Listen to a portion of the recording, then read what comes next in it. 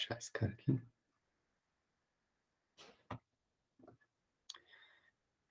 Hein? O que vocês sabem de ligações químicas? Quais tipos? Existem diferentes tipos de ligações químicas? Um tipo só? Vocês não gostam de conversar comigo, né? Não tem problema. Vamos lá, né? Então, o nosso tópico novo aqui são, né? Tem 3 tipos de ligações. Que bom, alguém falou. Quais são? Quem que falou?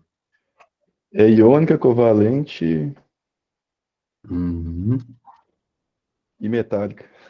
Ué, são as básicas, né? A gente vai falar um pouquinho, claro, vamos começar pela iônica, vamos passar depois na sequência para covalente, aí nós vamos parar um pouquinho, vamos direto na metálica, não, né? Vamos falar de uma ligação muito importante, que é a dipolo-dipolo ou dipolar,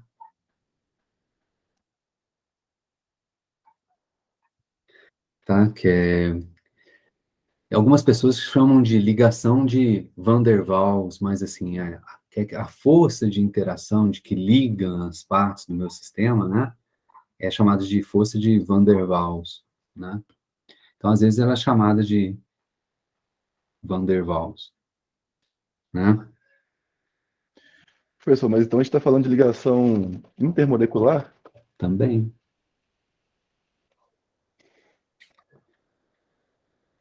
também. São ligações químicas, não são?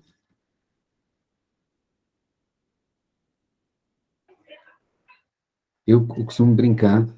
É porque a gente fala que só a ligação de hidrogênio tem uma intensidade suficiente para ser considerada ligação química das Uai, intermoleculares.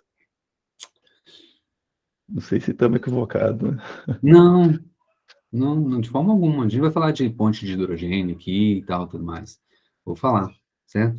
Mas não dá para você não dizer que, por exemplo, dipolar, né? A Van der Waals. Por exemplo, propriedades tem colegas de vocês aí, a Gisele vai trabalhar com reologia, né? Que é escoamento de fluidos, certo? Gisele está aí? Gisele não. Gabriele, Gabriele. Desculpe, viu? Gabriele. é isso Né? mesmo. Então, vamos pensar o fluido mais elementar, água, tá? Né? Então, opa, né? Um fator muito importante para o escoamento da água, né, é a tensão superficial, né? Que é função direta que vai, né, da característica polar da molécula de água. Então, a tensão superficial, ela é uma ligação que não dá para desconsiderar, né, não dá para a gente desconsiderar, né, e é de molécula para molécula, tá? Assim, tudo bem, então, né, podemos falar de outras coisas também, por exemplo, ponto de hidrogênio, a primeira coisa que vem à minha cabeça, né, é DNA, né? Pô, assim, concordo com você, né? Ali, ele ponto de hidrogênio é forte o suficiente, tá lá a molécula de DNA, ainda é gigante, né? Prende. Mas o que eu estou querendo dizer não dá para desconsiderar a- as ligações dipolares. Outro exemplo disso, o pessoal que está trabalhando agora com sistemas bidimensionais. O que significa sistema bidimensional, né? Exemplo mais simples é o grafite, né? Grafite. Grafite, a estrutura do grafite grafite é puro carbono, certo? Tá? Então, os átomos se ligam, né, numa rede hexagonal, né, tal, né, relativamente de uma maneira covalente, né, forte, né, tal, né, e, né, elas vão formando, então, assim, no plano, em duas dimensões, né, folhas. A ligação dela é direcional, né, a gente vai conversar a respeito dessas questões de ligações direcionais, né, a hibridização entre orbitais, como eu falei quando eu discutia mostrei para vocês a cara dos orbitais, né, em função dos números atômicos, né, tem hibridizações, né, mistura de orbitais, patati patatá, que vão, né, vão dar propriedades diferentes de formas de ligar, né, mas no caso do grafite, eles vão se ligar e vão formar, né, é direcional, né, e ela vai ficar no plano. Mas como é que esses planos, né, se ligam, por exemplo, para pegar? A gente pega uma pedra, né, uma pedra que eu digo assim, tá aqui no meu, esse cara aqui tá na ponta da minha coisa, ó, ele é bem consistente, ó. Quer dizer que esses planos, eles estão ligados para formar né, esse camarada aqui é bem durinho, né, certo? Né? E que interação, que força é essa que liga diferentes planos do grafite? É de polo de polo. É de polo de polo. Não dá para desconsiderar, tá? Aqui no próprio grafite, tá? Então, se é químico, Sou não sim. imaginei. Não, mas é verdade, é porque a intensidade é proporcional à massa, né? Então, inclusive num Não, polímero, né? não, o que importa para a gente é a interação entre esses dois. Claro que vai se somando, mas assim, a interação dipolar, ela é de curto alcance. Então, esse cara que está aqui, ele vai interagir com o que está à esquerda dele e à direita dele, né? Mas ele não interage com o cara que está no segundo, terceiro e o quarto. Não chega lá. Então, eles vão se ligando de um com o outro. Então, não dá para você falar que é no volume, tá? Ela é só ao redor dele. Entendi. Mas a gente vai conversar. Olha só, nossa, a mesma coisa dos orbitais. O que é um orbital? Na física, a gente é o conjunto completo de números quânticos. Agora, na química, o pessoal chama de orbital o quê? Só os três primeiros números quânticos, N, né, L e o ML. Você pegar um Entendi. livro de física, né, e um químico pega um livro de física, vai ver lá, começa a ler orbital, orbital, orbital, vai ficar até confuso, né? Quer dizer o seguinte, né, um orbital para física, né, é um estado, tá? Então, um estado é caracterizado pelos quatro números quânticos. É uma forma né, de classificar, vamos dizer assim, né? Que pode ser relativo. Mas o que a gente vai trazer para cá é o que realmente é importante para a gente, que a gente vai encontrar, né? Joia? Então, né, só para concluir essa história, né? Então, a gente vai começar com a iônica, vamos falar da covalente, né? Vamos estudar um pouquinho, vamos falar um pouquinho das ligações dipolares, né? De Van der Waals, as forças entre os caras, né? E eu vou colocar a mesma cor aqui para metálica, né? Metálica é uma ligação, na verdade, que aí, ó, é coisa de físico de olhar, né? Eu costumo brincar que ligação metálica é uma ligação covalente, né? É uma ligação covalentona, a brincadeira é, né? Porque numa ligação covalente, né, a gente tem, vamos dizer assim, né, na molécula de hidrogênio, né, os elétrons compartilhados por dois átomos, né, na ligação metálica, né, você tem todos os elétrons de valência, né, de um átomo compartilhado com todos os átomos da estrutura cristalina. É uma forma da gente enxergar isso, tá? Então, a gente vai passar por cada um deles, né, de novo, claro, né, são seminários. Isso que eu vou colocar aqui é super... Professor, Oi. a gente costuma falar que a ligação iônica é uma forma de covalente também, na Meu química. truco, não. É, Olha só, a natureza das duas ligações já são distintas, tá? A ligação covalente ela é de natureza quântica, tá? Você vai ver, a gente vai conversar aqui, a gente vai ter que, para falar, explicar a ligação covalente, olha, preste atenção exatamente como que eu vou explicar as duas, tá bom? Claro que os próprios as energias quando você vai falar, a gente vai falar de ônibus, vai falar de orbitais e tal, tudo mais, mas elas são muito distintas. Eu não classifico elas da mesma maneira, não. O que a gente tem em termos de materiais é que, né, tem ligações, e isso a gente vai conversar, né?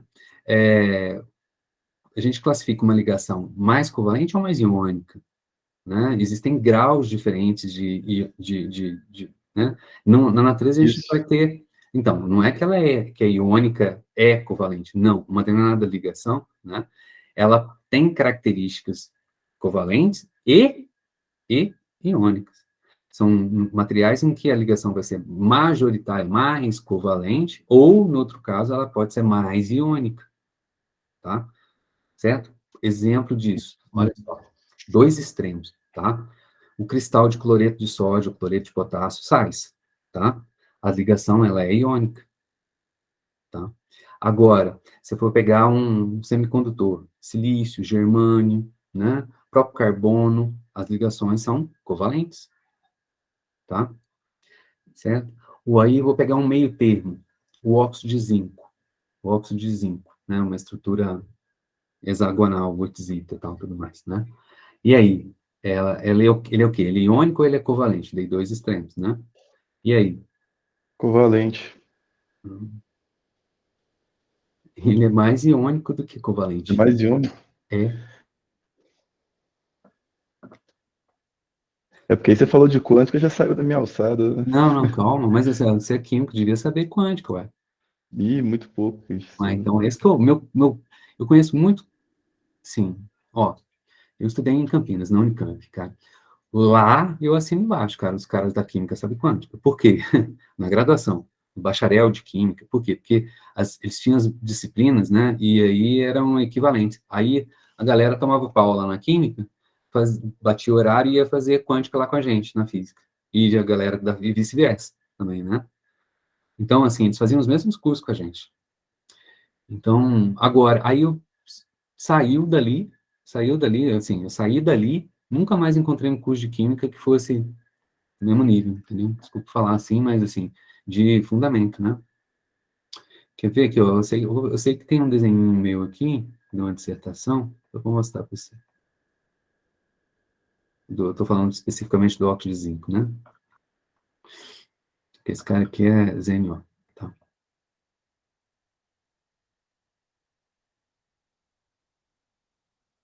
Opa,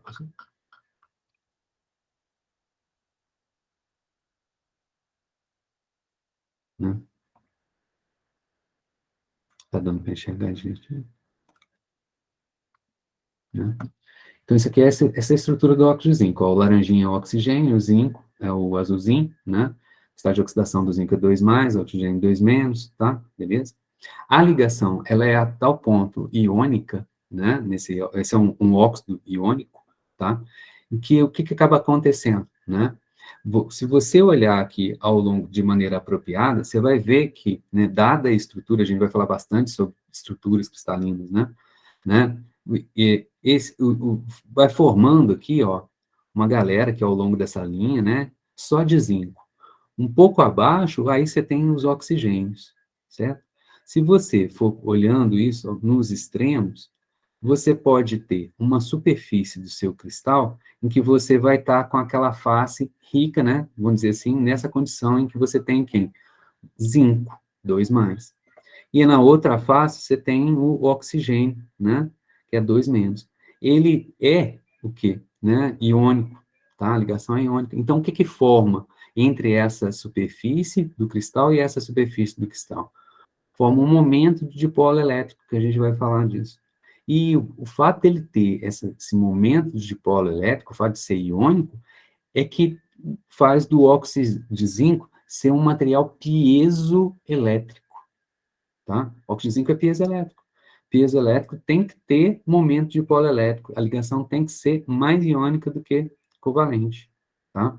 E a gente vai usar exatamente, né, o momento de dipolo elétrico que se forma para mensurar o quão iônico ou quão covalente, né, é a ligação molecular, tá? A gente vai usar exatamente, eu vou ter que lembrar o que é momento de polo elétrico. É essa, mas eu vou trazer para cá, tá? Então, se ele não fosse iônico, né, se majoritariamente iônico, não tinha um momento de polo, né, ou um momento de polo muito pequenininho, e ele não teria essas características piezoelétricas. Vocês sabem o que é piezoeletricidade? Os caras usam muito isso, tem galera que pesquisa bastante esse negócio. Eu não sei, não. Não? Você já viu você já teve na casa de você, assim, já viu, né? Hoje em dia é tudo isqueiro, né? Mas antigamente tinham os acendedores de fogo, de fogão. Você é um bico igual assim, um bico compridinho assim, né? E aí, por quê? Porque você não chegava a mão ali perto. Mas aí você tinha um botãozinho, você ia apertando, aí ele faz um barulhinho, tec. No que ele dá um tec, né? Sai uma faísca lá na pontinha e aí acende o fogão, o suspiro lá. Você já viu isso? Já Tá, vi. tá. O que que é aquilo ali? Lá na ponta, não precisa ser lá na ponta, aqui é onde você está segurando, né? Lá na ponta só tem um fiozinho, vai um fiozinho lá para dentro e coloca um fiozinho assim junto com o outro lá, tá?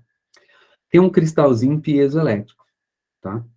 Ali dentro tem um ariete, vamos dizer, um camaradinho que, quando você vai apertando, vai puxando ele para trás. Ele tem uma mola que empurra ele para frente, mas quando você aperta, ele puxa para trás. Só que tem um sisteminha mecânico, uma travazinha, né? Que na hora que você passa de um certo ponto, ele vai puxando, passou daquele ponto, ele solta. Aí, pá, caceta o cristalzinho. Dá uma cacetada. A cacetada, né? É o quê? É energia mecânica. Então, na cacetada, você consegue fazer o cristal, né, vibrar. Você transfere energia mecânica, né, para o cristal vibrar, para os átomos dele vibrar, né? E, na verdade, quando você, né, mexe com essa estrutura do cristal, que tem um aumento de polo elétrico, como o óxido de zinco é, né, e você acaba fazendo o quê? Esse movimento dele, né, o momento de coleta, depende dessas distâncias entre as cargas, tá? Então, o que acaba acontecendo? Mecanicamente, você transfere energia para um campo elétrico, que depende dessas distâncias. E aí é de tal forma que isso acontece de uma intensidade tão grande, né, que esse campo elétrico está associado a uma diferença de potencial elétrico, que ela é suficiente para promover uma faísca elétrica entre dois eletrodos que estão ali, um conectado numa extremidade do cristalzinho e outro conectado na outra extremidade do cristalzinho. Ou seja, são materiais que têm a capacidade de converter, né, energia mecânica de vibração da sua rede em energia elétrica, tá? Então, olha só um exemplo do que os caras pesquisam. Vamos supor que você coloque na sola do sapato, tá? Né? Do tênis, tal, né? Um cristalzinho lá, um sisteminha, né? Que toda vez que você dá uma passada, né? É energia mecânica. Você pisa, pá, em cima do cristal. Quando você pisa em cima do cristal, tem energia elétrica. Energia mecânica convertida em energia elétrica. Ali mesmo na sola do sapato tem um conjuntinho de baterias que vai armazenando essa energia. Olha só o que os caras pensam, né? Vai armazenando e aí você pode usar aquela energia depois, assim, para acender luzinhas de LED do tênis. Não, mas você pode usar ele para poder, né, alimentar um relógio, um celular, tá? O simples movimento de você se movimentar e mexer os braços, né, você pode também usar para poder fazer isso, tá? Então, tem a galera que pesquisa isso. Por que que pode ser pouco, né? Até relativamente pouco. Mas a gente está vivendo um momento histórico, vamos dizer assim, né? Em que a ideia claro, tem uma transição de matriz energética, né? Dos combustíveis fósseis, né? Para fontes de energias mais limpas, menos poluentes, né? Então, tem a eólica, né? Tem olha só, o simples fato de você se movimentar, você está gerando energia elétrica. Você tem movimento nos oceanos, né? Correntes marítimas que você pode usar para poder movimentar hélices, né? E aí gerar energia elétrica. Tem energia que você joga fora, né? Que você pode aproveitar ela, né? Por exemplo, né? Eficiência de um motor elétrico, física 2, hein? Eficiência de um motor elétrico não, um motor a combustão, é em torno aí de 30% a 40%, né?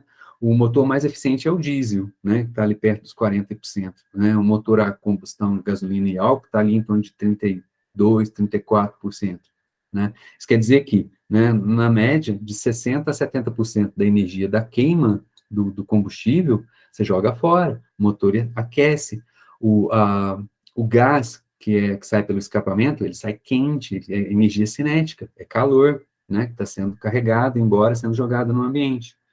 Então, tem uma procura para poder, de repente, com dispositivos termoelétricos, né, são dispositivos materiais que têm essa propriedade, que quando sujeitos, quando, né, colocados numa condição em que há uma diferença de temperatura, né, entre, por exemplo, a ponta dessa caneta e a bundinha da caneta, né? Aqui está quente, aqui está menos quente. Então, tem uma diferença de temperatura entre esses dois pontos, essas duas extremidades do material, né? O fato de aqui estar quente, aqui está menos quente, né, faz gerar uma diferença de potencial elétrico, um campo elétrico aqui dentro, associado a esse campo elétrico vai ter uma diferença de potencial elétrico, que pode ser usada para estar ligado a um sisteminha de baterias, né?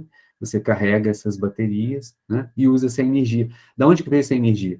Né? Energia térmica, né? Energia térmica, que estava sendo jogada fora no motor do carro. Você está aproveitando quantos por cento? 1, 2, 4%, né? Então, você está aumentando a eficiência térmica, né, do seu sistema, energética do sistema, né? Em 1, 2%, 4%. Então, de 32% vai para 36%. Pode, a princípio, ser pouco, mas imagina quanto de combustível você não economizaria, né? Você está economizando, né, ao longo, por exemplo, né, de um ano, né? E quanto, economizando combustível, o que que você está fazendo também ao mesmo tempo? Quando você queima menos combustível, você polui menos, né? Certo? Diminui a emissão de carbono na atmosfera. Então, tem uma busca grande de sistemas aí para, né, energéticos. O peso elétrico, né, é um deles. Ou, no caso do acendedor de fogão, chega um momento que ele para de funcionar, né? Mas o óxido não é gasto.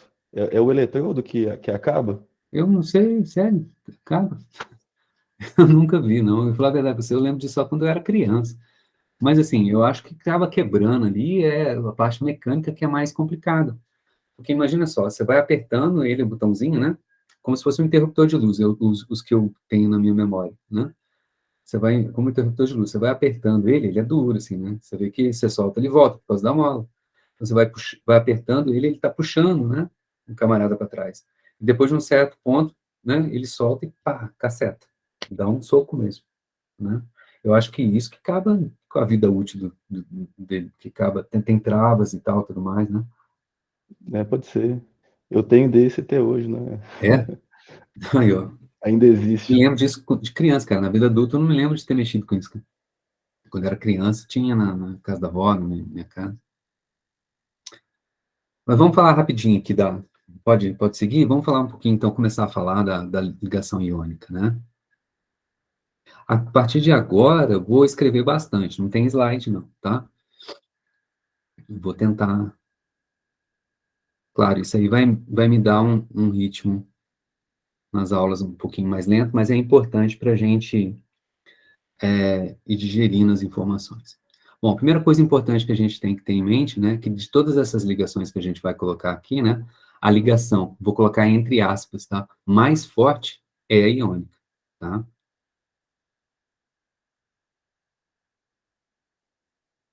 Esse mais forte aqui é uma questão de intuição, né, mas a força está ligado ao que eu quero dizer, tá?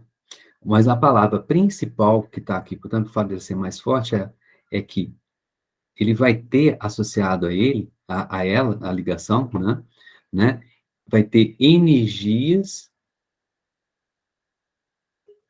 de ligação,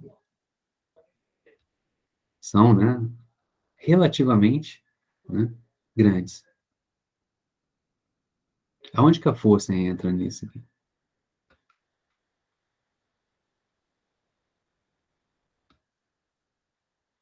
Né? Significa, por exemplo, né, se eu quiser quebrar a ligação, eu tenho que aplicar força, eu tenho que realizar trabalho, olha só. Se eles estão ligados, eu quero separá-los. Então, eu tenho que aplicar uma força e tenho que arrastar os cabos.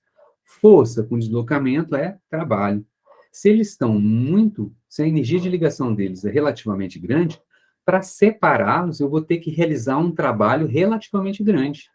Isso implica em eu colocar ali, para separar eles, uma força relativamente grande, né? Por isso, entre aspas, né, a ligação mais, não é força, né, mais forte.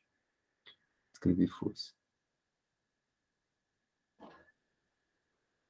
Beleza? Tá? Relativamente mais intensa. Então, vamos usar como exemplo, né? Aliás, né? Se a gente está falando de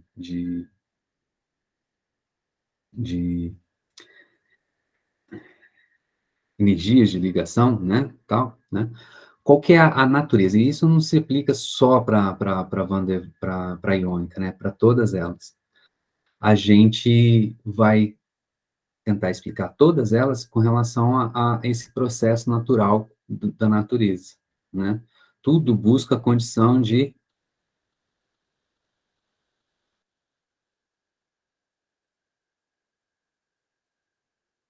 mais baixa energia.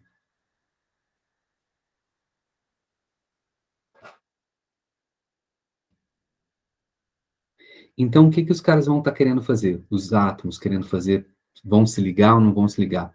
Vai ser um processo, o processo de ligação, né? São processos em que a energia ela é minimizada. Minimização de energia. Vamos lá, logo vocês vão compreender o que eu estou querendo dizer. Porque tudo aqui eu vou colocar em termos da energia. E não em termos de forças, tá? Que é mais fácil. Força é uma grandeza física vetorial, e enquanto que energia é um número, é um escalar. Joia? Vamos pegar o exemplo, um sal, né? Que é os exemplos mais clássicos, né?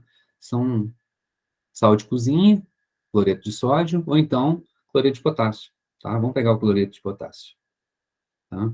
O KCl, beleza?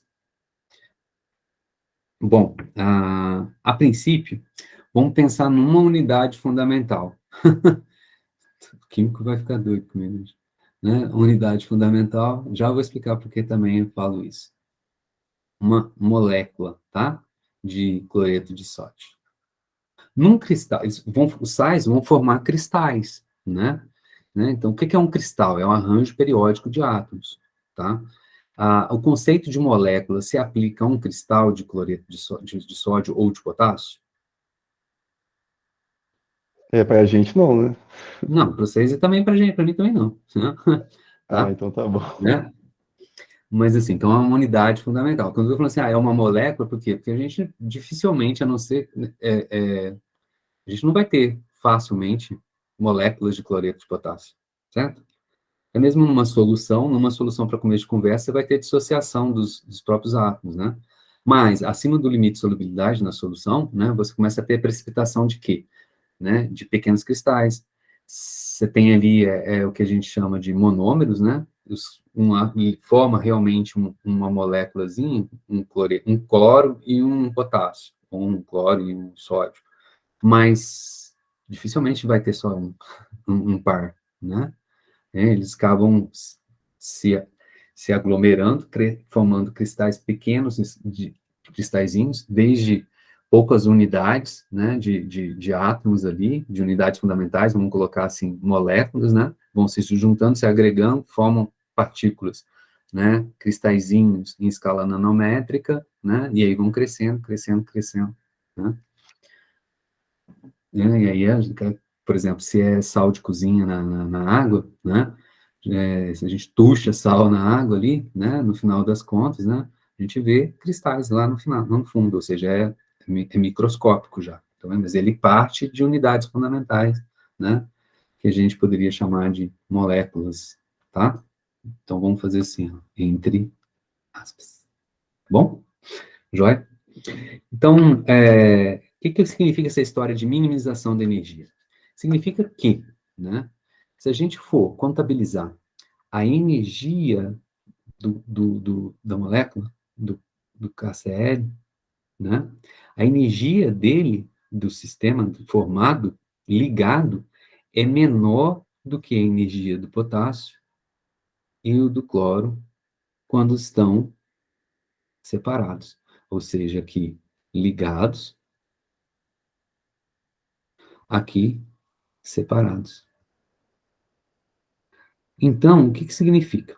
Se tudo na natureza busca sempre a condição, né, de mais baixa energia, separados eles vão ter mais energia do que quando estão juntos. Então, vai ser energeticamente favorável se ligarem, se juntarem, tá? Então, vamos lá.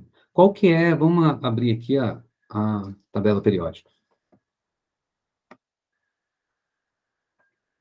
Qual que é o número atômico do potássio? Sem olhar para a tabela periódica. Você sabe? Tem químico aí? Químico tem que saber a tabela periódica do jeito que a gente faz tabuada. 2 mais 2, 4, né? Não? Sacanagem. Pois é, só uma vergonha da profissão. Potássio é 19, né? Mas o comecinho a gente tem que saber, né? Tipo, carbono, 6, oxigênio, nitrogênio, né?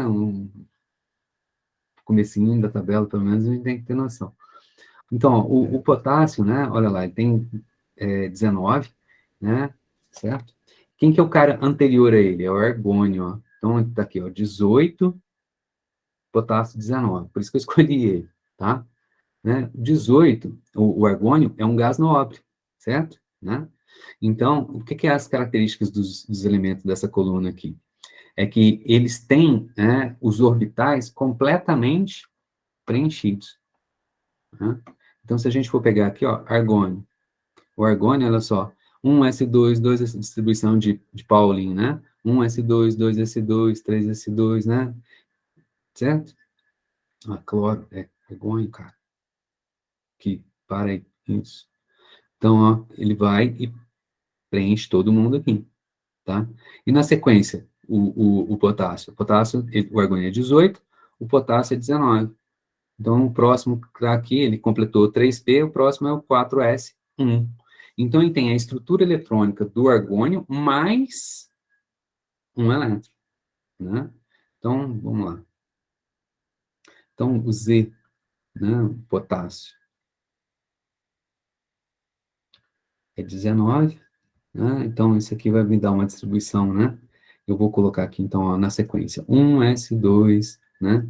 2s2, né? 2p6, 2 mais 2, 4 mais 6, 10, né? Na sequência aqui vai ser quem? Né? 3s2, a gente decora, né? 3s2, e agora quem que é o próximo? É o 3p6. Quanto que eu tenho aqui agora? 2, 4, 10, 12, 18. E até aqui é o argônio. Vamos fechar esse cara aqui, né? Então, essa é a configuração do argônio. E o 4s1 aqui do potássio. Então, essa é a configuração do argônio, né? Essa que está aqui entre 10. Agora, né? Ele tem, né, um elétronzinho sobrando aqui no 4s, tá? Né? E qual que é a característica de quando a gente tem orbitais completamente fechados? Se a gente for lembrar, quando a gente junta os orbitais S, são todos o quê, né? Falando já com jargão de químico, né?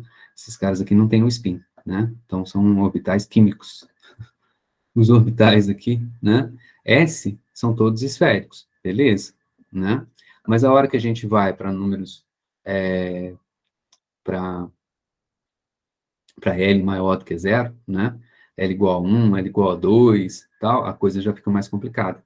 Mas o importante que a gente viu lá é que quando a gente soma todos eles vão conferir ao átomo que é uma característica esférica, certo? Né? Num curso de matéria condensada, o professor vai lá e pega e soma todas essas funções de ondas para ver que só tem dependência esférica, né? Dá um trabalhão danado, mas uma vez na vida a gente faz, né? Então fica esférico, bonitinho, fechadinho, né? A natureza gosta dessas coisas, né? Fechadinho, bonitinho, simétrico, né? Então, a tendência natural vai ser que esse camarada, né, fique o quê? Fracamente ligado, né? fracamente, é uma questão de ser fraco ou ser forte, é relativo. Como esses caras todos aqui estão com simetria esféricas, né? Esses elétrons todos do argônio aqui blindam, né? Eletricamente, os prótons, as cargas positivas dos prótons do núcleo. E então, ele, como se tivesse o que lá no núcleo? No núcleo tem 19 prótons, certo? Mas tem 18 elétrons ao redor dele, né? Blinda. Então, no final das contas, esse cara, efetivamente, o elétron do orbital 4s, ele vai olhar para baixo e vai efetivamente sentir a presença ali, entre aspas, sentir a presença, né? De um único próton, né? Quem que é o cara que tem um único próton lá no núcleo? É o hidrogênio, e um elétron só, por isso o potássio está onde? Né? Na coluna do hidrogênio. As propriedades físicas e químicas desses caras aqui são semelhantes por causa dessas características, né, da distribuição eletrônica deles. Joia? Beleza? Então, a tendência desse cara, né, é, né, perder, né, esse, esse elétron. Ele tá, na verdade, a tendência dele é perder, né? Se eu quiser arrancar ele daqui, vou usar essa palavra, tá? Se eu quiser arrancar ele, tirar ele dali, é relativamente fácil. Eu vou gastar energia para fazer isso, tá? Quanto que é a energia que eu gasto para arrancar ele? A energia para arrancar é o que a gente chama de energia de ionização, tá? A energia de ionização desse cara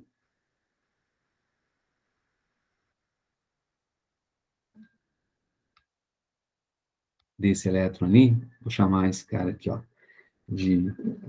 Não, ainda não vou chamar esse cara, não vou chamar a soma dos dois, né? No caso particular desse elétron do potássio, é de, vou olhar aqui, tabelinha, 4,34 elétron-volts, tá? 4,34 elétron-volts. Então, isso aqui é uma energia, né? É um custo de energia. Eu gasto essa energia para poder arrancar esse elétron, tá bom? Na tabela periódica tem essas coisas também, né? Tá? Nessa tabela periódica aqui em particular, né? As propriedades, tá? Vou pegar aqui o potássio, né?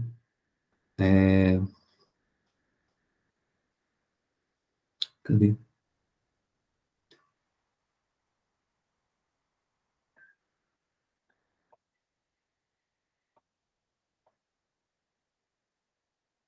Eita. Fio. Primeiro, na verdade. Por que eu tiro o mouse, ele não mostra?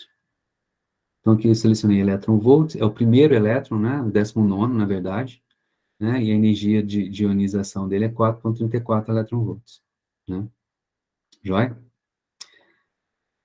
Beleza, isso aí tem tudo tabelado e tal, tudo mais, né? Joia. E aí, agora vamos para o cloro. O Z do cloro. Quanto que é o do cloro? Vocês não sabem. Cadê o cloro aqui? O cloro está onde? Lá do outro lado da tabela periódica. 17. É o cara, então, você escolheu o cara à direita e à esquerda do argônio, né? Cloro é 17, né? Então, qual que é a distribuição eletrônica dele? Vai ser fácil esse aqui, né? Vai ser igual que a gente tinha ali, né? Nem vou colocar, claro, porque, né? Então, é 1s2, 2s2, 2p6, 3s2, 3p5. Tá faltando o que aqui? Mais um, para ele ficar de que jeito? Se você somar mais um aqui, ele fecha, né? Preenche todos os orbitais e fica com a cara do argônio.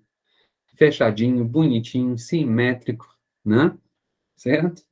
Né? Então, esse cara, pelo contrário do potássio, né?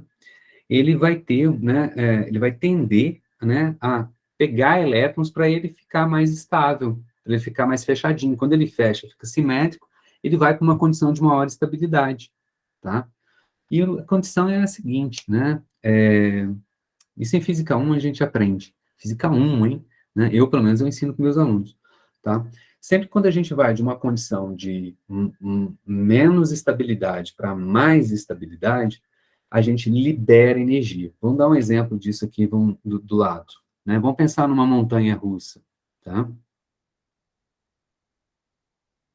Tá? Então, esse cara que está aqui é uma curva, tá? Que está aqui é uma curva de energia potencial gravitacional, tá? Vai. Em função de uma coordenada qualquer, ao longo de uma reta, né? A montanha russa. Então, ao longo de uma direção X aqui, tá? Deixa eu melhorar um pouquinho esse cara.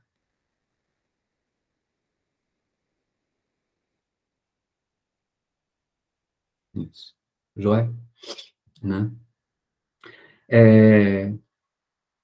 Numa curva, né, então, de que a gente tem energia potencial em função da posição, né, tá? No caso aqui, a gravitacional, né, é mg vezes a coordenada vertical, que é a altura, eu vou chamar de y. Bom, beleza? Tá? O y, né, para cima é positivo, então, ou seja, colocar aqui a minha referência no chão, tá? Então, minha coordenada y é positivo para cima, porque é a altura. À medida que eu vou mais alto, maior é a minha energia potencial gravitacional. Todo mundo, né? Não sei, mas eu espero que todo mundo lembre disso, joia? Beleza? E a força gravitacional? A força gravitacional, a força peso, né? A gente sabe, ela é o quê? M, massa, vezes a aceleração da gravidade. Só que tem uns porém, né? Nessa minha brincadeira aqui, coordenada y vertical é para cima é positivo, a força gravitacional aponta sempre para baixo, certo? Né? O fato dela apontar para baixo significa que, em física, é o seguinte, se para cima é positivo, para baixo é o quê? Negativo. Então, minha força gravitacional ela tem que ser negativa, só para indicar que ela está no sentido contrário à coordenada vertical, né? Então, ela é negativa.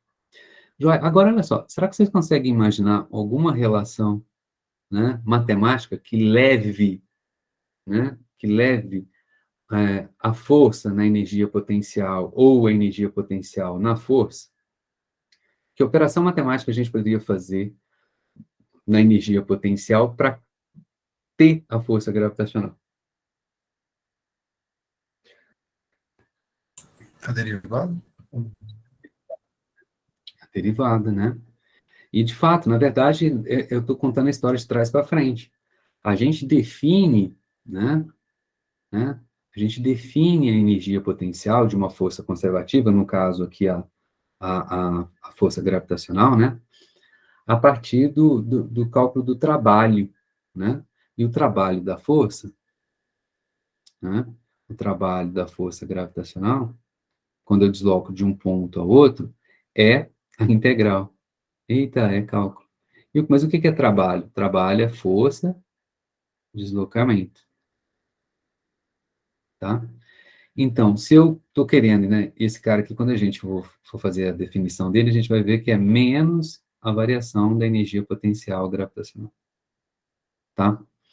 Então, se eu estou querendo esse, em, a energia potencial, em função da força, eu tenho que integrar.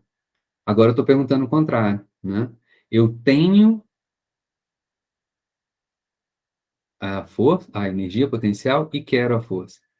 Então tem que fazer a operação o quê? Contrária. Qual que é a operação contrária da força? Da integral, desculpe. É a derivada, né? Joia? Então, na verdade, quando a gente for ver, a gente costuma brincar assim, ó, tá? Vou tirar a integral daqui. Quando eu tiro a integral daqui, então eu vou fazer o seguinte, ó.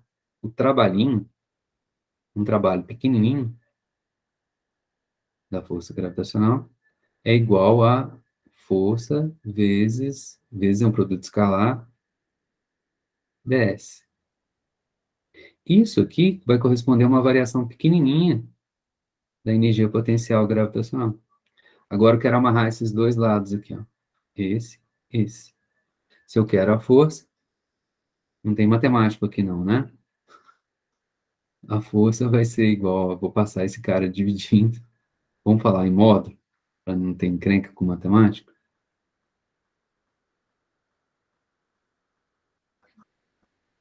Já fazendo o produto escalar aqui, vai dar módulo do primeiro, módulo do segundo. Então, se eu quero a força, eu isolo esse cara, né? Passo para o lado dividindo. Menos a derivada, né? A variação pequenininha da energia potencial pela coordenada espacial. du ds é o quê? Derivada. Tá? O que é a derivada de um gráfico? De u por x, nesse caso. Derivada, lá no curso de cálculo e no curso de física 1, a gente descobre que é a inclinação da reta tangente no ponto. Por exemplo, nesse ponto aqui, cadê a reta tangente? Está passando para cá. Opa, é muito difícil escrever. Então, essa é uma inclinação positiva ou negativa? Está para baixo, então é uma inclinação negativa. Tá? Do lado de cá,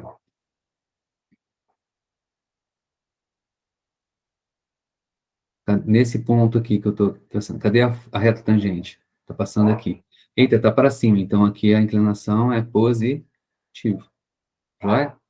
Hugo, no meio do caminho tem esse cara.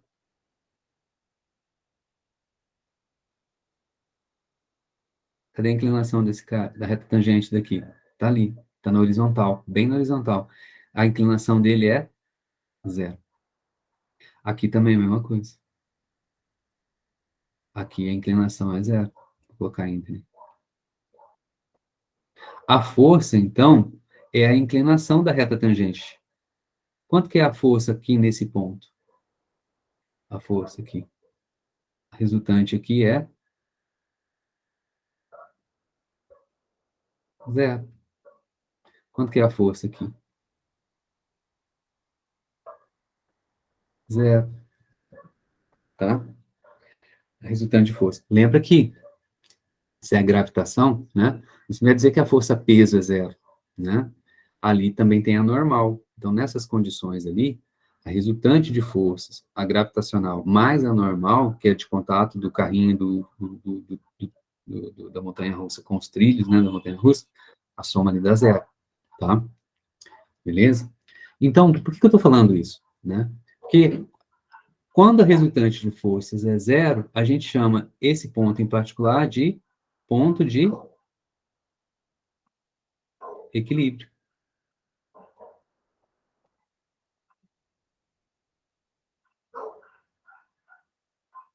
Equilíbrio é isso. Somatório de todas as forças igual a zero.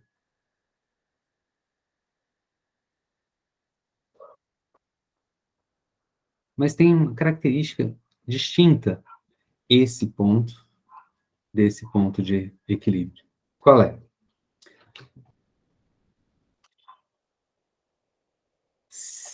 Eu consigo equilibrar alguma coisa em cima aqui da montanha-russa?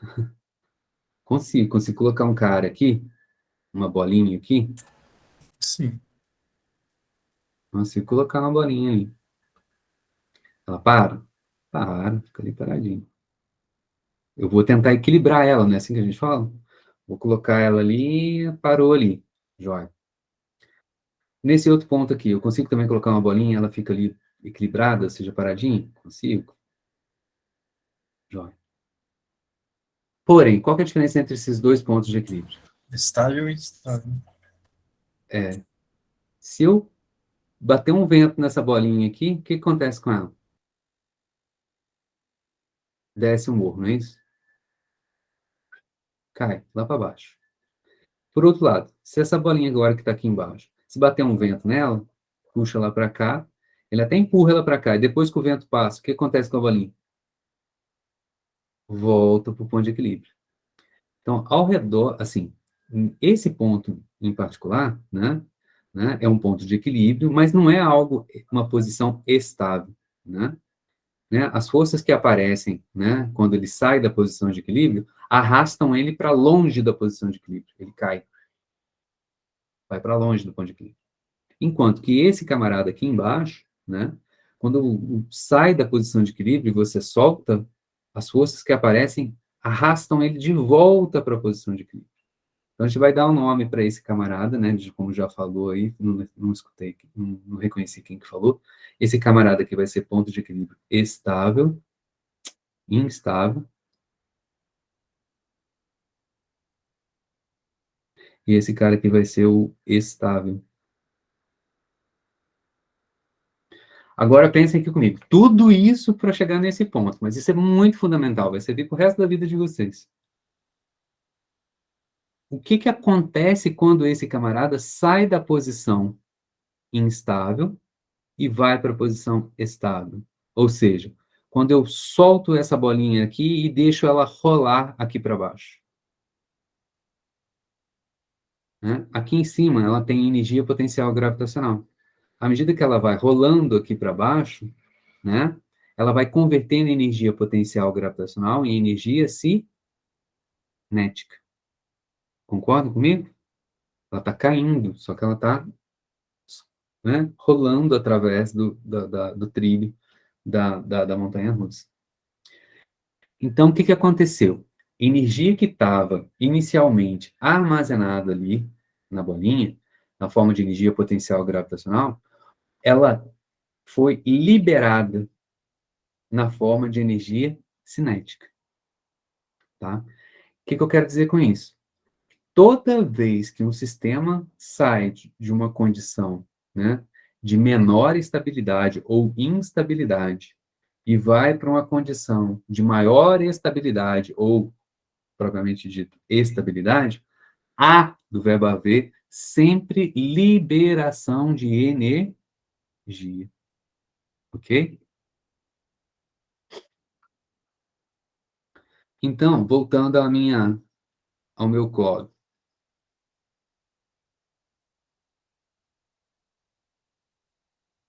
Deixa eu pegar um cara aqui de frente.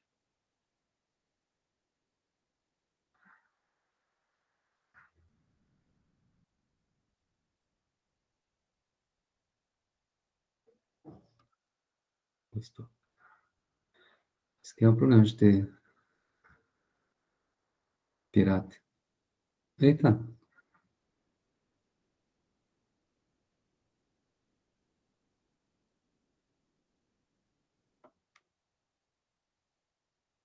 Vem pra cá. Né? Esse aqui é o potássio. Né? Então, olha só. Quando então, o cloro, ele ganha um elétron, tá? Ele vai para uma condição de maior estabilidade. Quando ele ganha mais um elétron, ele fica mais estável.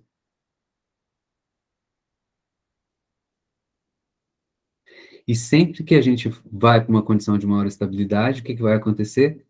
Vai liberar energia. Né? Então, isso aqui, para acontecer, para arrancar o elétron do potássio, eu tenho que realizar trabalho sobre o sistema, eu tenho que dar energia para o sistema. Então, a energia que entra no sistema, positivo. A energia que é liberada no sistema, então, vai ser o quê? Negativo. No caso do potássio, né, o pessoal da química, que nome que a gente dá para essa energia? Você lembra? Calma aí, qual energia? Repete, por favor. Olha só, quando ele capturar, vamos dizer assim, né, quando ele pegar um elétron, né, quando ele ganhar um elétron, quando ele soma um elétron, né, ele fica mais estável e libera uma certa quantidade de energia para a gente. Que nome que a gente dá para essa quantidade de energia que ele libera? É afinidade eletrônica? Isso mesmo. Então a gente vai lá na tabelinha periódica, né, vamos lá para o cloro agora, né, e acho que aqui tem, né, eletroafinidade tá batendo muito com 3,62. Certinho, bateu sim, cara. Então, a eletroafinidade é de 3,62 eletronvolts. Então, aqui é menos, porque a energia que está sendo saindo do sistema, né? Menos 3,62 eletronvolts. Tá? Então, ó, essa energia que está aqui, né? É um lucro, né? É um gasto, isso aqui é um ganho de energia, né? Eu preciso dar essa energia para o sistema para ele tirar esse elétron. E aqui eu não preciso, né? Ele, pelo contrário, ele vai, né? Se eu der um elétron para ele, ele vai dar essa energia para mim, devolver essa energia para mim, né? Espero que tá ainda me atrapalhando.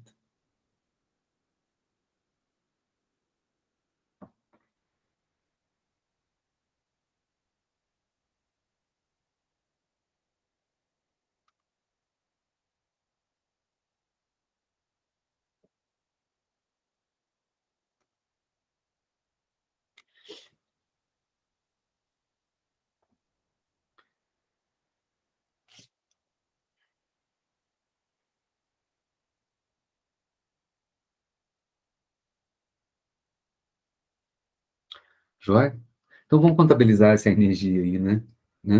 Então, eu vou chamar essa contabilidade de energia, então, para quê?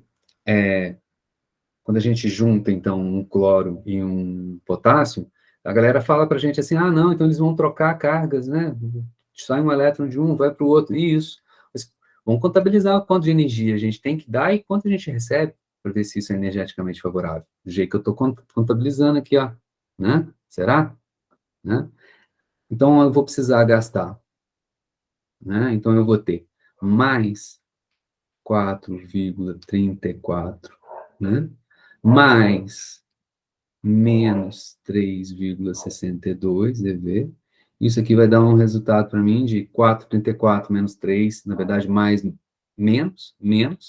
Vou estar subtraindo um do outro, vai dar 0,72, mais, isso é importante, 0,72 eletronvolts. Isso aqui é complicado, ó. É positivo, ou seja, né? Eu vou ter que dar essa energia, dar energia para o sistema, né? Para que aconteça isso. O que é acontecer, né? O que está acontecendo? Os átomos estão ionizando. Cloro, né? Na verdade, primeiro, o potássio, ele perde, tira um elétron dele, ele se torna, né? Ele é eletricamente neutro, ele fica positivo, né? Ele se torna K+, ele se torna um íon, né? E o cloro ganha um elétron, fica negativo, né? Certo? Ele se torna um íon também. Então, a essa contabilidade de energia aqui, a gente vai chamar de energia de ionização, de formação dos íons. Então, é o seguinte, olha só, espontaneamente vai acontecer essa troca de cargas? Então, isso aqui não ocorre espontaneamente.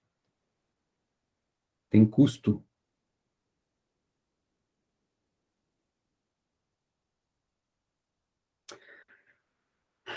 Mas tem químico aqui na parada, já sabe, né? Se você fizer uma solução, né, de átomos de potássio e de cloro, né? Como eu falei agora há pouco, né? Esses átomos eles vão acabar se ligando sem fazer muita força, sem fazer, na verdade, força nenhuma. E vai, né, além do limite de solubilidade na água, né, usando solvente água, né, eles vão precipitar no fundo ali do copo, né, do becker, a gente brinca na cozinha com um copo, né, e aí vão formar cristalzinhos ali, né, no fundo vai precipitar cristalzinhos ali. E eu não preciso aquecer a água, eu não preciso, né, passar uma corrente elétrica na água, né, não preciso iluminar a água com os átomos dissolvidos ali, né, eles acontecem naturalmente. Então, tem alguma coisa que eu estou deixando de contabilizar. Alguém sabe dizer o que tem que também contabilizar? Esquecendo de alguma coisa? O que eu estou esquecendo? A energia de rede, Ainda não cheguei lá, ainda estou formando a molécula ainda. entre aspas, moléculas, senão você fica bravo. É a unidade fundamental do cristalzinho. Estou chamando de molécula.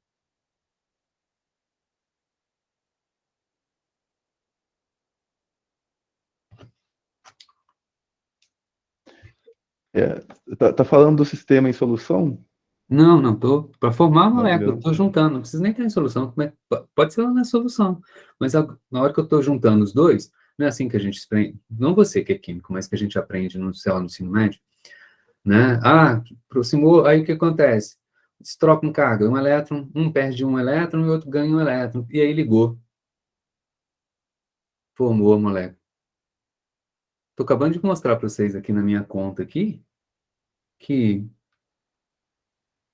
não vai acontecer, a não ser que eu dê energia para que isso aconteça. Ou seja, eles não vão ionizar simplesmente porque encostou um no outro.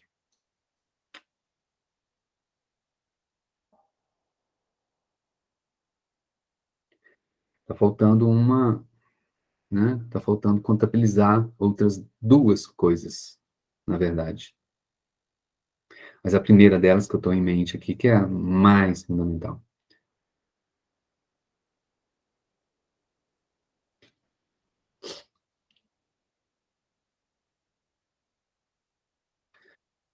Quem que eu estou esquecendo?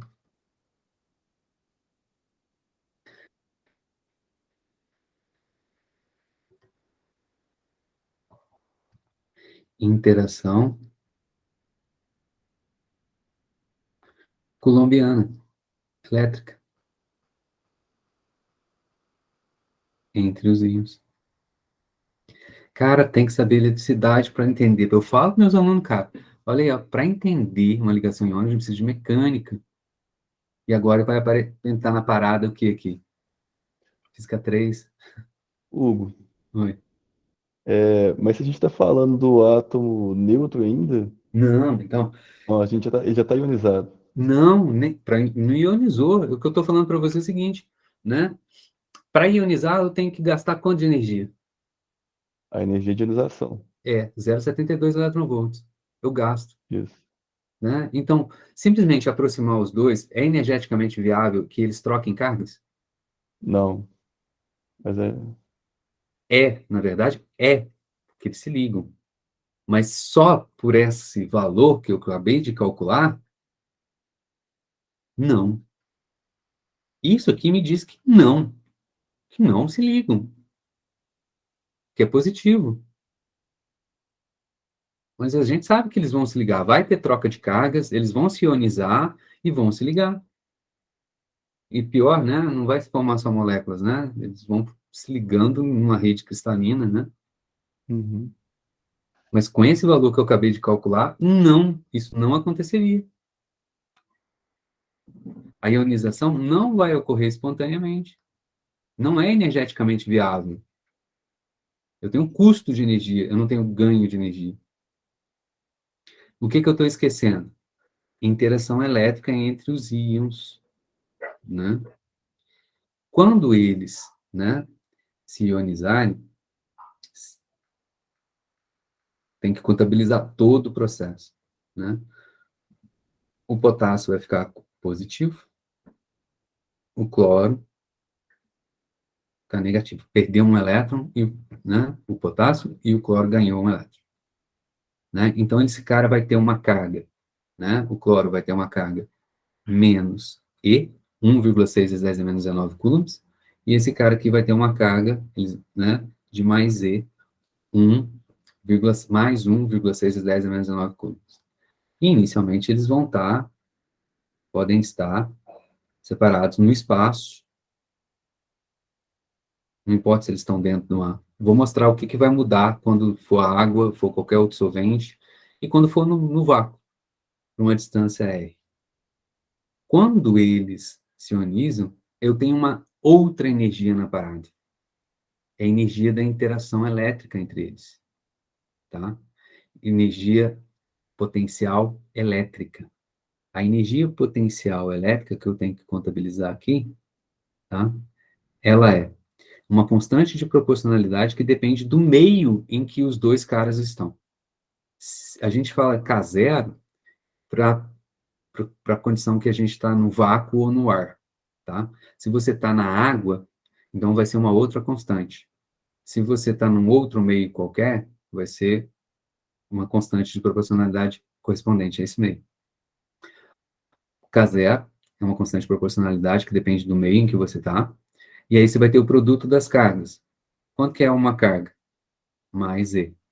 Quanto que é outra carga? Menos E. Dividido pela distância entre eles. Não, uma confusão é a força elétrica é ao quadrado. A energia potencial elétrica não é ao quadrado, tá? Não tem como eu explicar isso daqui para vocês, que eu tenho que dar o curso de Física 3 lá de novo. Mas o que é importante a gente ter essa noção daqui. Se, estou dizendo aonde que você vai achar. Física 3.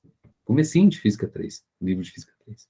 Então, esse cara vai ficar positivo com negativo, mais E vezes menos E, vai ficar menos alguma coisa.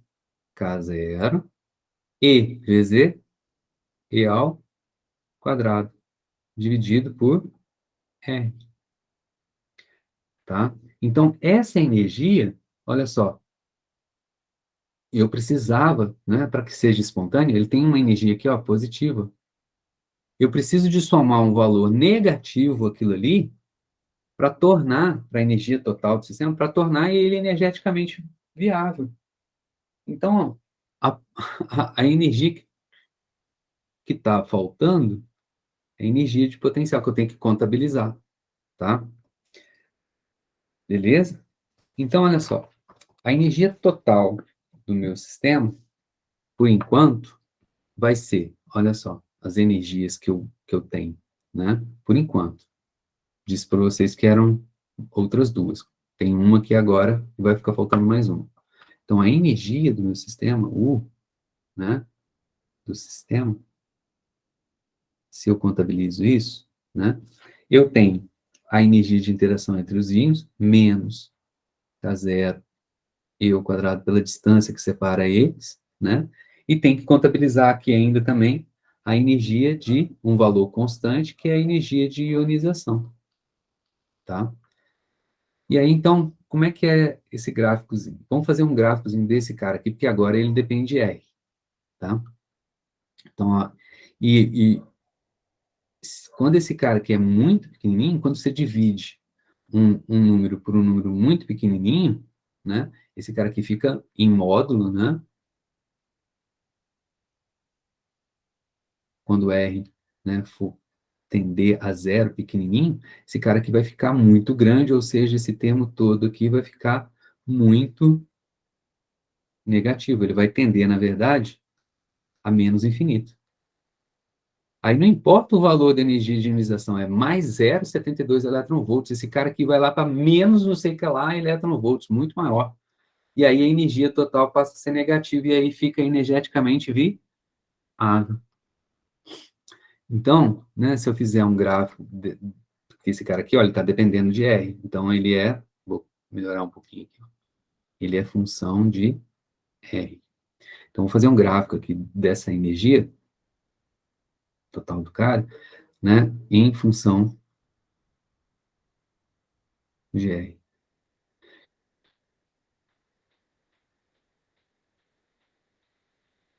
Só S do sistema, tá? Por que eu estou desenhando ele negativo? Porque eu sei que esse cara que está aqui, ele, para R, opa, esqueci de colocar, esse aqui é o R. Quando o R for muito pequenininho, ele vai lá para menos infinito. Então, ele vem assim, ó, né? Esse cara que está ali, ele vem lá do infinito. A cara dessa curva, assim, é tortinha, assim, parecendo, né? Mas é porque é 1 sobre R tem essa cara. Quando agora, né? Agora, quando o R vai lá, ele é muito grande, vai lá para infinito, aí você pega um número, K0, E ao quadrado, dividido por um número muito grande, agora o que que acontece? Né? Agora ele vai ficar muito pequeno.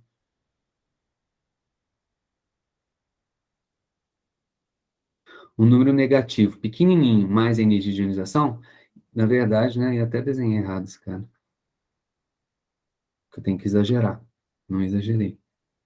Quando o R for muito grande, vai ter uma hora que ele cruza aqui, E aí ele vai tendendo lá para um valor positivo, que é o valor da energia de ionização. Isso à medida que o R vai crescendo. Joia?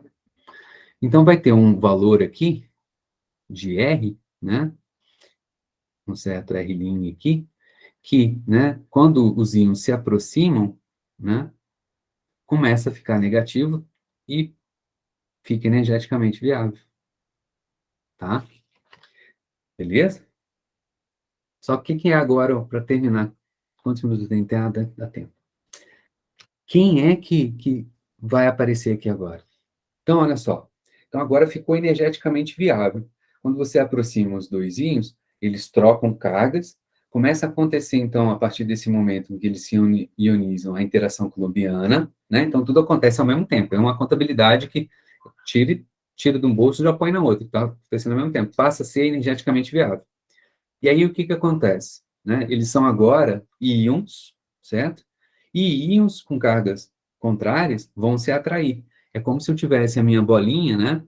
A questão é, eu tenho uma bolinha aqui e a minha bolinha está caindo para cá, né?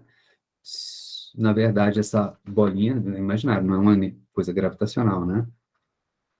Então, o que acontece? Né? Esse R é a distância entre os dois íons.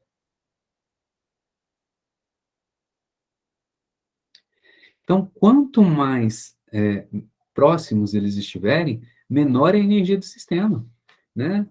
Eles começam a se aproximar, eles trocam, aproximou, troca a carga e vão se aproximando, né? Vão parar onde? A hora que um bater no outro, certo? E a distância entre eles for zero. Concorda?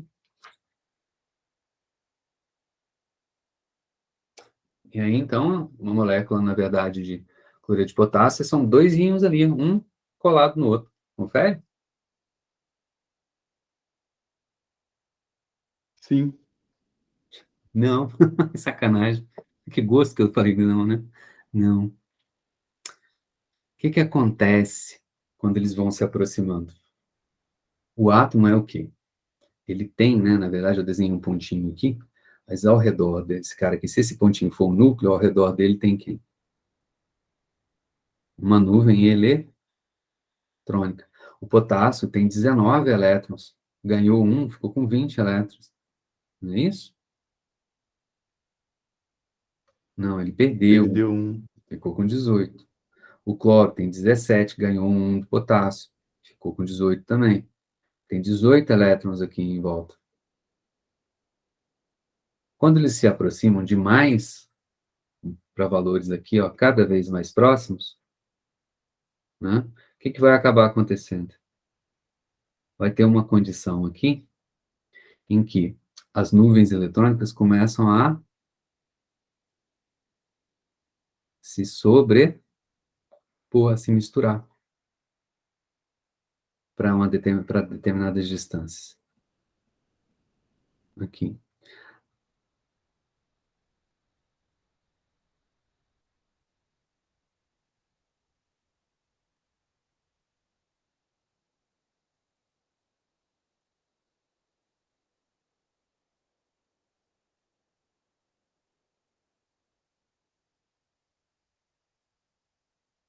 E aí? Pode?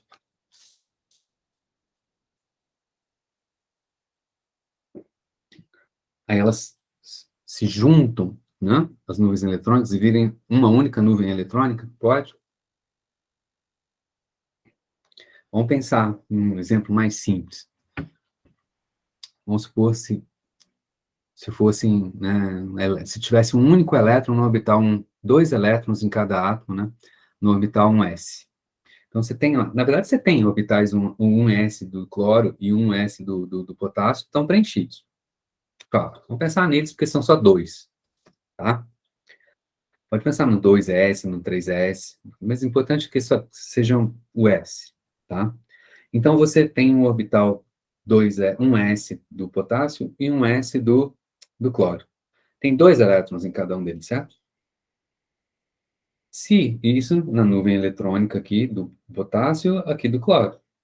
Se eles se aproximam e a nuvem eletrônica simplesmente se junta, você vai ter um orbital 1s do cloro e um s do potássio, agora, juntos, vai ter um s do sistema com quantos elétrons? Tinha 2 elétrons do orbital 1s do potássio, tinha 2 elétrons no 1s do cloro.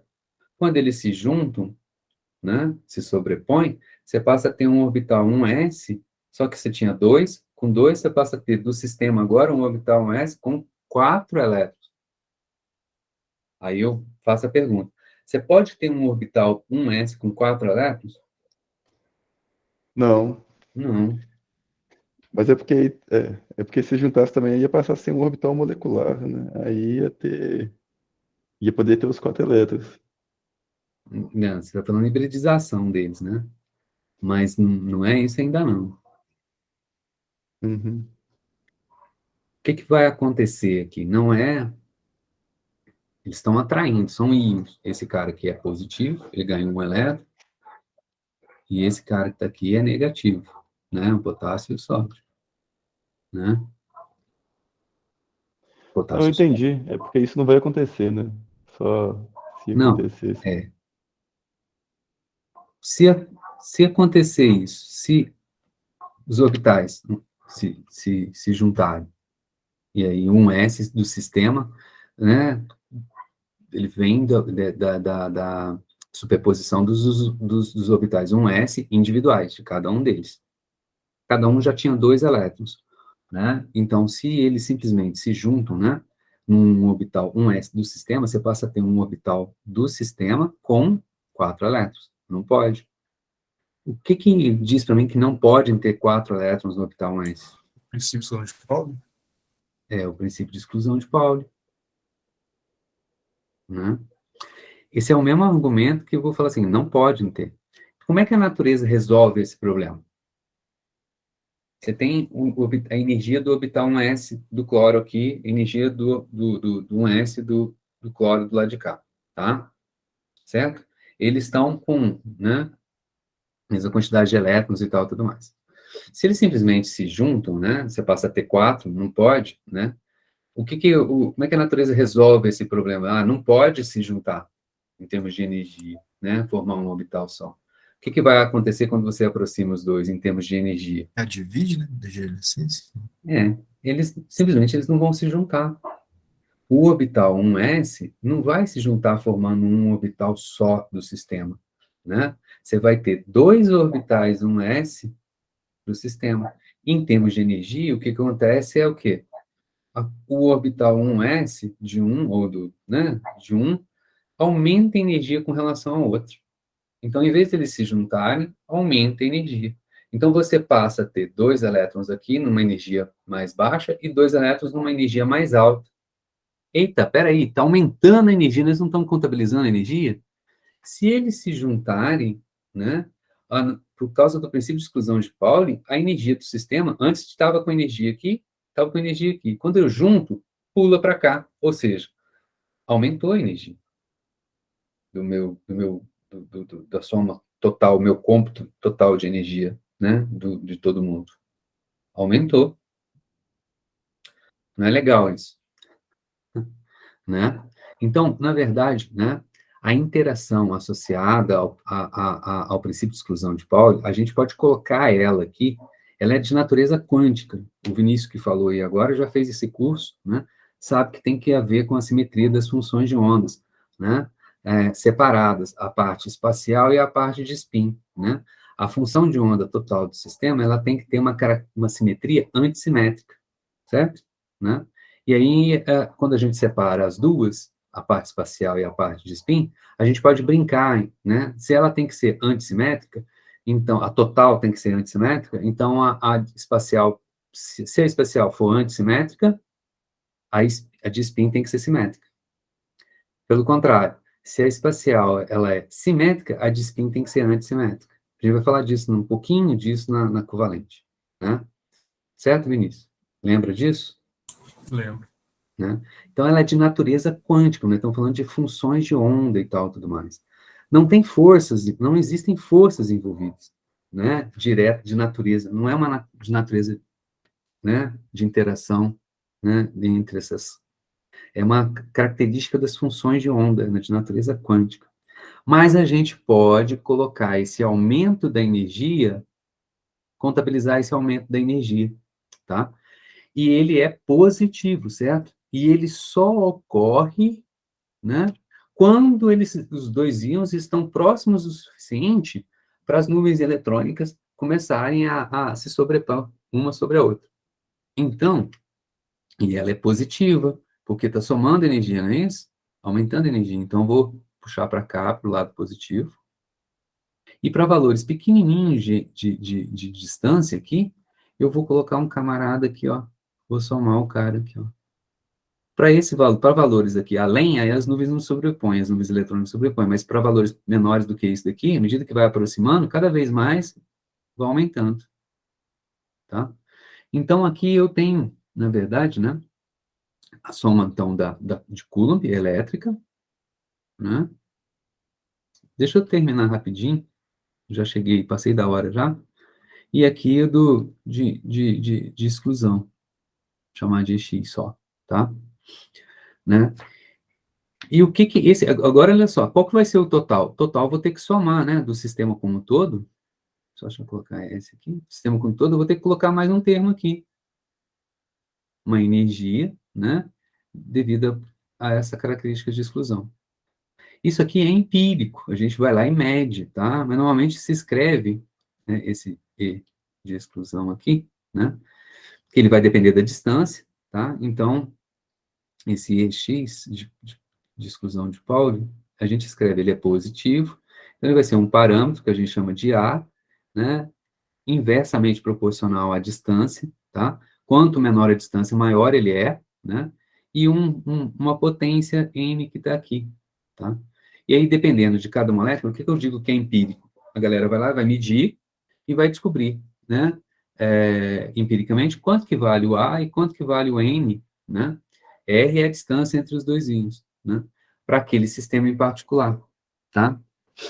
E aí, qual é o total? Quando a gente soma aqui o total, então vai ficar algo do tipo assim, ó, né? Escolher uma cor bonitinha aqui, né? Então, de Coulomb é 1 sobre R, e então ela vai para negativo, né? Com uma proporção, né? Aqui é azul, né?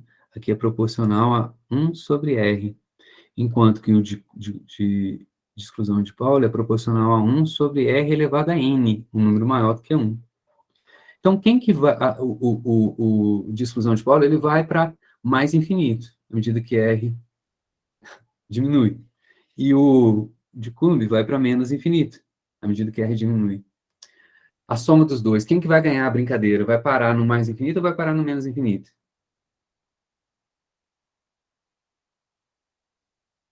Ué, se esse cara aqui é N é maior do que 1, então quem ganha a brincadeira é a exclusão de Pauli, né? Então vai ficar algo assim, ó.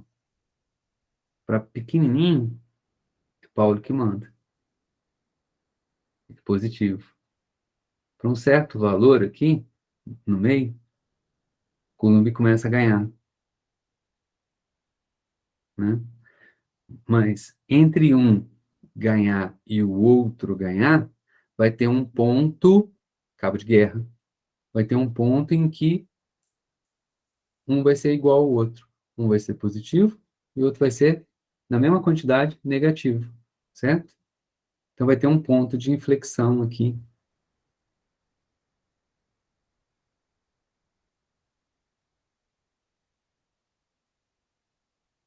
Vai fazer isso. Então, o potencial efetivo é o que está em verde, tá? Esse potencial é conhecido, já que tem um... Quem que é química? É o Dimas? Está conversando O com o Matheus. Matheus? Matheus. Ah, Matheus, né?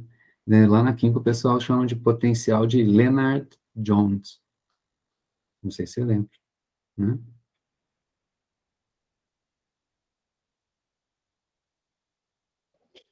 Eu lembro do gráfico, né? Não lembrava do nome. É o nome dos dois caras que mexeram com isso, né? Agora a gente tem que focar o quê? A soma dos dois é o verde, né? Do sistema total. E aí, olha só, né? A gente tem aqui, ó, um ponto de equilíbrio, em que a inclinação da reta tangente é zero. Então, esse ponto que está aqui, a gente continua na próxima aula, vai ser, né, a distância em que os caras vão parar. Eles não se aproximam demais, porque se aproximar demais, exclusão de Pauli não deixa. E não afasta muito, porque a atração colombiana puxa eles de volta. Né? E a energia de ligação? A energia de ligação, ou se a gente preferir dizer, né, no livro de física, a gente chama de energia de dissociação. Quanto de energia eu tenho que dar para quebrar? Vai ser exatamente para, né, quebrar a ligação. É exatamente essa diferença de energia daqui até o zero. Tá? Então a gente volta a falar nisso daqui a pouquinho. Então, olha só. Tudo bem, é quântico por causa do princípio de exclusão, né? Mas o resto tudo é o quê? Clássico. Coulomb, eletricidade, né? Beleza, gente? Obrigado aí. Desculpe ter trazido um pouquinho hoje aí. Obrigado pela atenção de vocês aí. Tá? A gente continua na aula da semana que vem. É. Beleza, obrigado. Boa noite. Boa noite, até Boa semana que noite. vem. Um abraço. Boa noite. Até mais. Tchau, tchau.